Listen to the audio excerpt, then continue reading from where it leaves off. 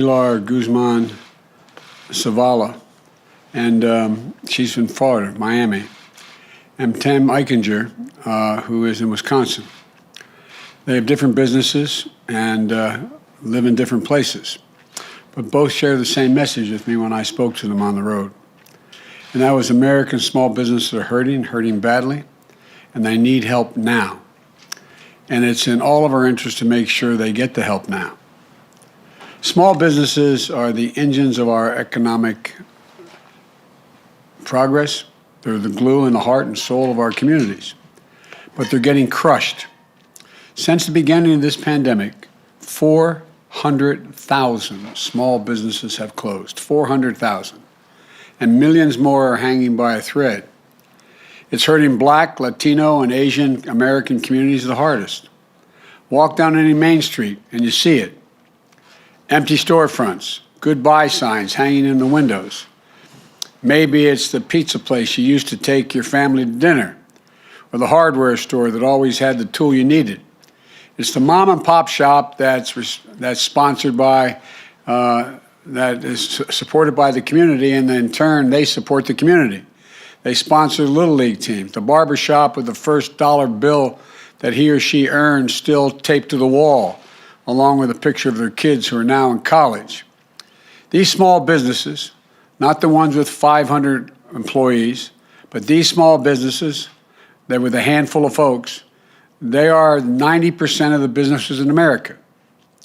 But when the Paycheck Protection Program was passed, a lot of these mom and pop businesses got muscled out of the way by bigger companies who jumped in front of the line. And I want to be clear, the Paycheck Protection Program is a bipartisan effort. Democrats and Republicans helped pass it. But Democrats and Republicans have also voiced concerns about improving it. With their input, that's what we're doing in our administration, improving it.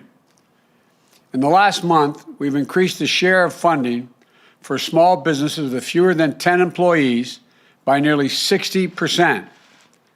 For businesses in rural communities, the share of funding is up nearly 30% since we came to office. And the share of funding distributed through banks that traditionally help minority-owned businesses is up more than 40%. And today, I'm announcing additional changes to the PPP program that will make sure we look out for the mom and pop businesses even more than we already have. As I explained to Pilar and Tim, the two small business people I spoke to, on Wednesday, the Small Business Administration is going to establish a 14-day exclusive PPP loan application period for businesses and nonprofits with fewer than 20 employees. People can go out and find how to get a hold of these loans. People can find out more at the SBA.gov. Small Business Administration will also remove barriers that have stopped many businesses from being able to apply for these loans. For example, we're making it so that a student loan default or a non-fraud related criminal record does not prohibit someone from applying for the program. We're also making it easier for those one-person businesses, like the home repair contractors, beauticians, small independent retailers, to secure forgivable PPP loans. At the same time, we're increasing access by increasing oversight. I invite any inspector general in this program with jurisdiction over this program to closely look at these loans and publicly report on any issues they uncover inconsistent with what I'm saying today. We will ensure every dollar is spent well. These changes will bring much needed, long overdue to help to small businesses who really need help staying open, maintaining jobs, and making ends meet. And this is a starting point, not the ending point. We need Congress to pass my American Rescue Plan. It deals with the immediate crisis facing our small businesses. Now, critics say the plan is too big. But let me ask them a rhetorical question. What would you have me cut? What would you leave out? The American Rescue Plan targets $50 billion to support the hardest hit small businesses after this program expires at the end of March. Would you not help invest in them? Would you let them continue to go under? Would you leave them out again, like the previous administration did? One of the things I've heard again and again from small business owners like Pilar and Tim is that knowing about support is one thing, gaining access to getting is another. That's why we proposed $175 million to bring community organizations in to serve as navigators who will help them through this process of application. We would also establish a hotline with help available in multiple languages so folks can pick up a phone and get the help they need to stay open and serve their community. Again, the critics, it's too big. Should we stop spending money on them? Do we not want a return on the investment that we make in these businesses to be able to stay open and thrive and pay back? Why would we not want to make sure small businesses who lack teams of lawyers, bankers, and accountants have an advocate, someone they can rely on to direct them to help that's there for them now, will be there for them? The American Rescue Plan is a rescue plan for America's small businesses and America's mainstream businesses. And we need Congress to pass it right away.